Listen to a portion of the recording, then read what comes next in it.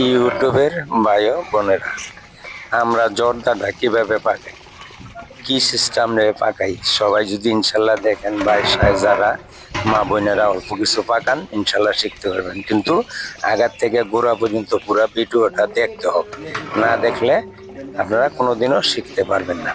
এইভাবে সিদ্ধ করবেন, সিদ্ধ কইরা তারপরে আপনার এই চিনি টিনি দিয়া গালাইবেন। এই যে চিনি গালাইতেছে আমি, চিনি গালায় এই যে এইমাত্র এই যে চিনির মধ্যে এই যে চাউল ছাড়তেছি।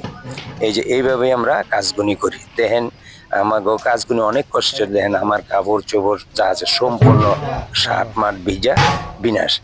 এইটা হইলো অত্যন্ত কষ্টের কাজ। কষ্টের কাজ হলো, কাজ তো কাজই, এই কাজের আমরা অনেক সম্মান করি। যত কষ্টই হোক এই কাজ দিয়ে আমাকে সংসার চলে। তো যাই হোক, সবাই এই যে আগার থেকে গোড়া পর্যন্ত যদি ইনশাল্লাহ দেখেন, তাহলে আপনারও বাসায় কম বেশি করতে পারবেন।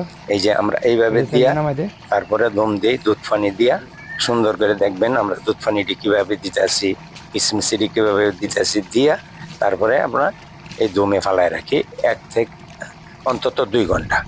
2 ঘন্টার আগে ভাঙা হয় না, 2 ঘন্টা অন্তত রাখি। রাখার পরে এটা ভাঙা একটু ঠান্ডা করি, ঠান্ডা করে ময় মশলা যেন যেটা লাগে, বাদাম, তারপরে জর্দাপুটি, মোরব্বা, তারপরে কিশমিশ, তারপরে মনে করেন যে এই বেদেনা, আঙ্গুর দিয়া সুন্দর করে সাজায়া তারপরে এলা খাবার চালাই দেয়। যাই হোক, সবাই এইভাবে দেখবেন, সবাই পাশে থাকবেন, সবাইকে সাবস্ক্রাইব করবেন।